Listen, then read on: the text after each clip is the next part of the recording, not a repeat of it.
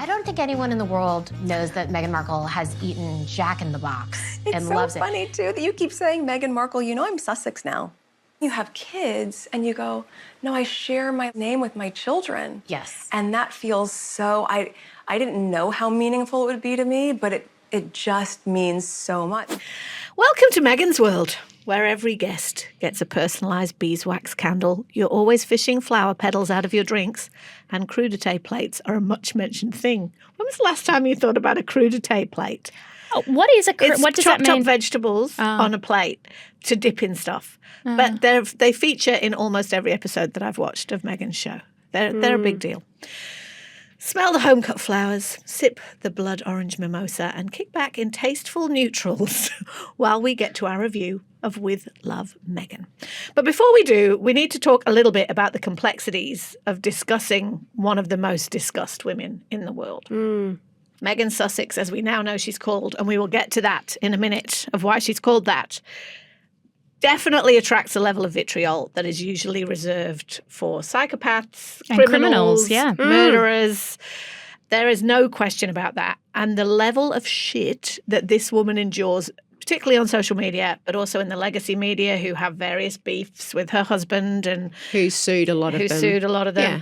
And in the comments section of absolutely everything, is entirely disproportionate to anything that Meghan might have, in inverted commas, done. And it's underpinned with a tone of racism and sexism that is, entirely unnecessary. And that can make it really hard because it means that any, not even legitimate commentary, but discussion about her that's anything other than favourable, it's a bit like going to a protest and finding yourself next to someone with a sign you really think is awful and going, oh, no, I'm protesting this issue, but I don't want to be associated with those people. I'm not on your team. Yeah. And so I don't want to be with the racists and the misogynists who attack Meghan, the Piers Morgan of it all. But then are we just unrelentingly positive? That doesn't feel real either. I think we should be allowed to take the piss out of what is unquestionably one of the most entertainingly nonsense television shows that we've seen in a while. Like, it's not dangerous or harmful like this TV show. Like, it's lovely. But we're allowed to point out that it's a little bit ridiculous without, I think, jumping into a pit of Meghan hate, which I certainly, and I know none of us do, want to add to, because it's so toxic and so awful that it doesn't matter. This show could have been the most incredible thing that ever happened on TV, and you could predict what all the headlines were going to say. Yeah, it almost didn't matter what she put out. I am Meghan Markle's defender on this show. Okay. Yes. And I wanted to love this. That's what everybody's saying. I pressed play and I went, come on, Meghan, who doesn't love a cake, a candle, and a fruit platter? We all love it. Especially when the fruit platter is in the colours of the rainbow. I mean, what could go wrong? I love rainbows. And there were moments where I was holding my hand over my mouth in shock at what I watched. I want to just tell everybody what the format is in case they didn't watch it, because some people didn't put themselves through it or enjoy it, as the case may be. The format is a guest, not a very famous guest, which is one of the things that I'm interested in, but usually one of Meghan's mates or someone she admires comes to a pretend house. There's no shade in that because very few of the lifestyle shows that we watch and consume are ever filmed in somebody's real house, or certainly the host's real house. Cooking shows are never filmed in, almost never. It is a little bit house. Disappointing that it's not a bit more believable. And she declares in the first episode, in the first 10 minutes, this is not my house. I'm up and down to this place. Because so much of it is about her home, her life, her vibe, that you're a little bit like, oh, I'd love to see your real garden. But anyway. She does film in her real garden. So the bits where she's picking, a lot of the bits, not all of them, but some of the ones like when she's picking berries and stuff, apparently that is in her garden and it's her real, I haven't seen the chickens yet because I'm only up to episode 3, the chickens and the bees. So there are glimpses. They're her bees. Well, that's her beekeeper. It would have to be, right, because the garden is so beautiful it makes you want to cry. I also want to know, you might know this, if that's her real view with the mountains, because that is the best view I've ever seen in my life. That's not her view. Anyway, the people come over to the pretend house and they do things together like make fried chicken, cakes, rainbow fruit platters, make jam, etc. And they chat while they're doing it, right? As you say, Jessie, I too very much wanted to love it because I'm Team Meghan. I found it hard to not criticise any of it, but I've worked really hard to find 5 positive things about it. Should we discuss some of them? Because I know you agree. I want to just say firstly what I thought of it, because I was a bit like, I'm a bit the black hat when it comes to Meghan. I am reputationally with Out Louders. I'm seen as someone who's very critical of her.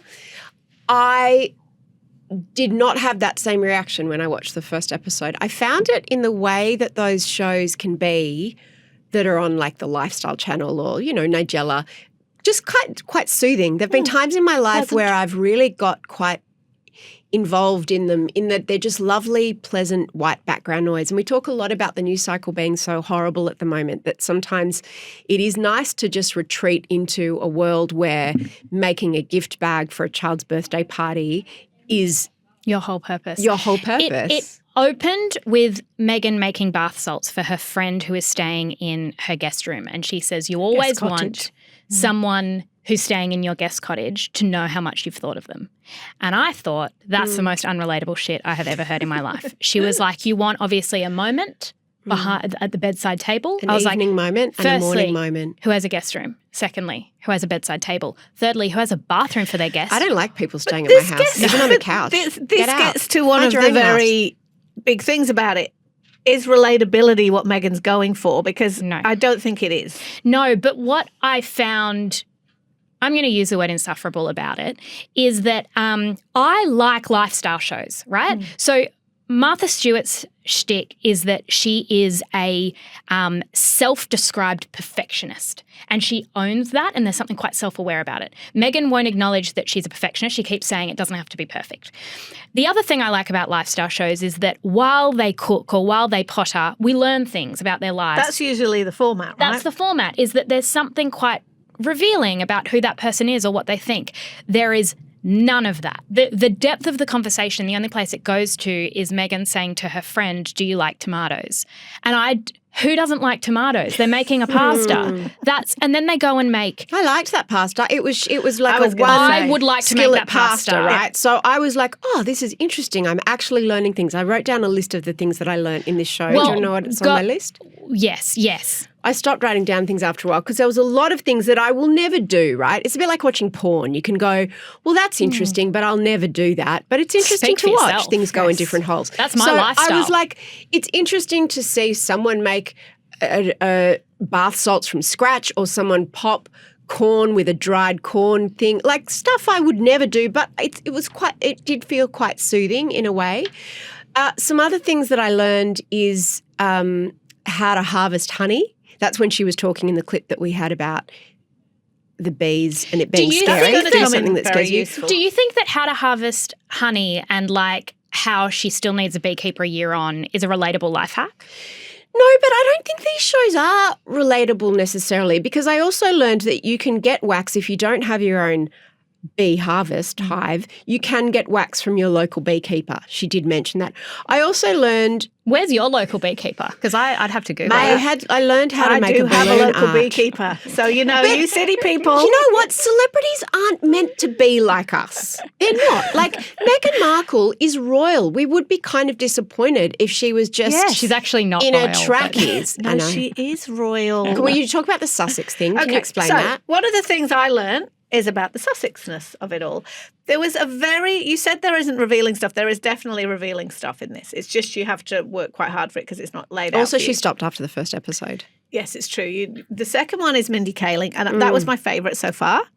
Mindy Kaling, good friend of Meghan, they've already been on a show together on the podcast, comes around. They're mom friends. Apparently there's a lot of momming in episode 2. That's why you have to watch it, Jessie, because it's aimed at you. It'll and help me Luna's have second birthday party. Okay, her lolly bags. Mindy Kaling is very glam. It's very, like, she comes over wearing double denim with a Valentino belt and very big fake eyelashes and more hair and makeup than I saw her wear at the Oscars. So I thought that was interesting. Well, I think that's the vibe, right? But Meghan, because what I quite liked about Mindy is she was very clearly like, oh my God, I'm going to Meghan Markle's house, even though she wasn't going to Meghan Markle's house. And she kept saying that. And that's why Meghan had to say, but I thought with a little point, like a little bit of like, ooh, you know what I mean? Because if you're a famous person, you don't really want people keeping saying like, oh my God, you're so famous. And that's why Meghan then goes, it's so funny that you keep calling me Meghan Markle. She didn't mean funny when she said that. She meant annoying. She meant annoying, but she was being polite. she said, because I'm Sussex now. Now, what she means by that, and this is interesting, and then she said, obviously not relatable to me, that you have to have the same name as your children, otherwise you're not a unit. And I'm like, well, that leaves all of us in quite a lot of trouble. But anyway. Yeah.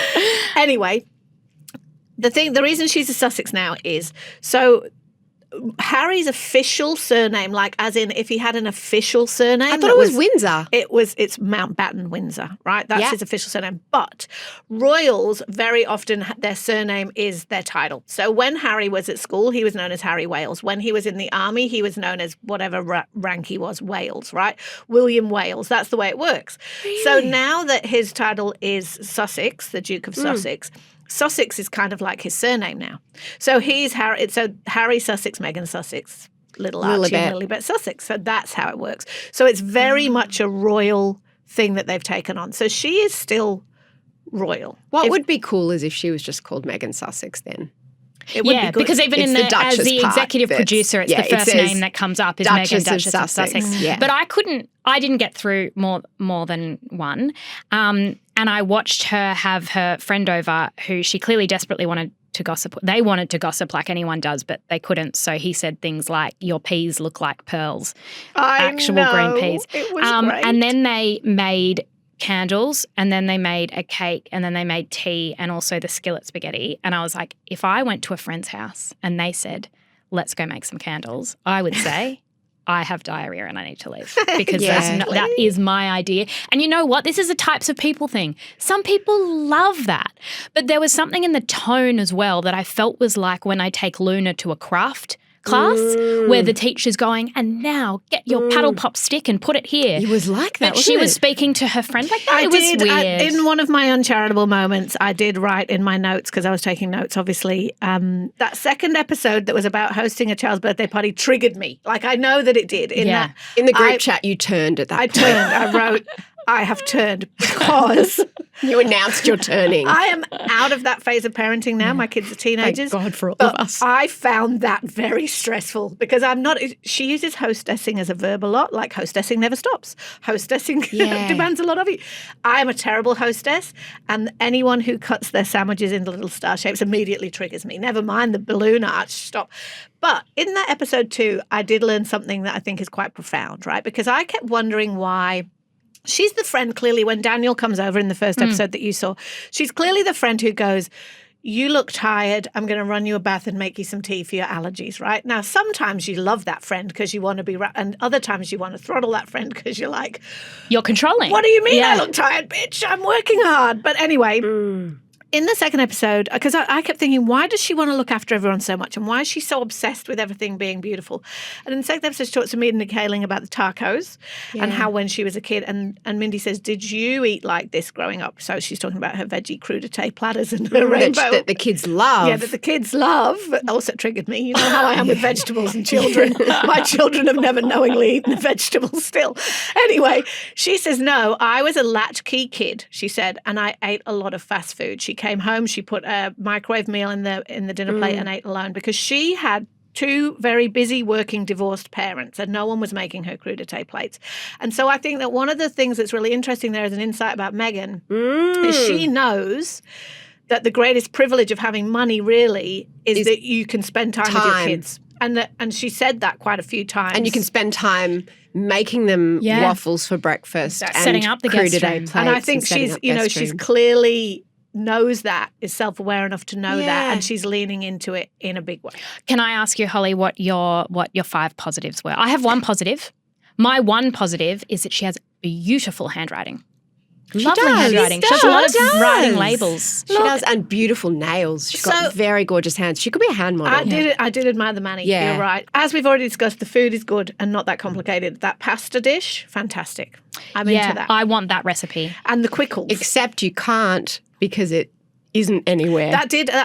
We have to address this at a later date, because I want to know, Mia, why you can't get all the recipes. Well, it's interesting because you would think the logical tie-in, if you were walking in the shoes of your audience, is you then click and go to the website and it shows you step by step how to do the balloon arch, how to make the bath salts, how to make the little ladybug crostini, all of those things, and they could just use stills from the filming of the show, the recipes. But because I couldn't follow all of that. I'm up to episode 3 where they're making fried chicken, and there are so many steps, and there's brining and all of these things. And not that I'm ever going to make it anyway, but if you wanted to, you couldn't. So that was surprising. Another positive for me is that she's clearly on the sesh. She's a health nut, but she still offers booze at kids' parties, which is something I approve of very much. Yeah, Mimosas. I like that. And she at least pretends to drink the beer left over from that brine for the fried chicken. So she's like... She's kind of trying to show you She's that, one of hey, us. I'm a good time. I'm a good time. And I also liked, and I learned when I was looking for my positives, that she shares her good fortune. So Daniel in that first episode, who's a makeup artist who makes the point in a funny moment that where she's like, you and your boyfriend could just sit at the counter and eat this. And he's like, there's no counter in my New York apartment, Queen. Like, he looked like he'd had a rainbow shot up his bum when he was sitting on that amazing deck. And he's like, I like staying in your guest cottage and going home with all my free jam. Like, she obviously loves doing that for people, which I thought was really nice. What's interesting is also I was just enchanted by what she was wearing to cook. Yeah. And, people are going to deconstruct this and say, you wouldn't cook that in the kitchen. It's like, of course, television's not real. Television shows aren't real. You don't have a whole crew there. There's a crew of 80 because she was asked in a People magazine interview why she didn't shoot at home. And she said, look, my home is my sanctuary, which I completely understand when you're that much in the public eye. And she said, and also there was, when you've got a crew of 80, that's a lot of people to have in one house. And it's very disruptive. And I understood that. But I think what she did achieve, because what I liked about it was it got to show Meghan being what she clearly loves doing. So when sometimes people go, why did blah, blah do this reality show? The reason that most people give for doing reality shows or interviews is that they just want to be understood for who they are and they feel that the public has the wrong idea about them. I think that's what this project is. And I think what it allowed her to be publicly is what her friends, she says repeatedly, know her to be privately, which is fun, easygoing, nurturing, loves a crudité plate, crafty, all of those things. Instead of being under siege, complaining about the royal family, traumatised racism, all of that very negative narrative, which set in really fast after she got together with Harry. Do you think that vibe shift will work? Yeah, I do, because I think in the same way that you were saying you like that she's on Instagram now, I think that when you flood the zone, if we've learnt nothing from Donald Trump, it's this. When you flood the zone with content, the only way to change the conversation is to start a new conversation. And this show is a new conversation. And if we've all said stop complaining, she's not complaining anymore. Yeah, but I think that the problem is probably that the show is dull and that it's not going to have traction. I don't think it's going to have the kind of viral traction that she would have wanted. And what we got... I don't think she wants to be viral. I think she wants to be dull. Like the TIG was dull. Her lifestyle website was dull. I think that it rubs maybe maybe against... dull, inoffensive. Yeah.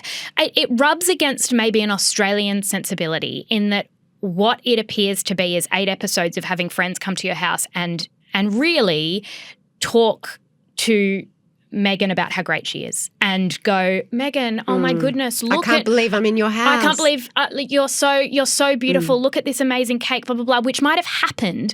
But in an edit, I go, just as a viewer, I don't find that particularly interesting. Sometimes you interview someone in this job and they come in and you do a bit of gushing. You cut that. No one wants to hear it. But this show to me is 50% gushing, which I don't find particularly insightful. So I'm stopping at 1. I don't think I can do it. Please watch I will watch Kaling. Mindy. Yeah. I'll watch Mindy, but I need to know if you two are going to finish the series. I am.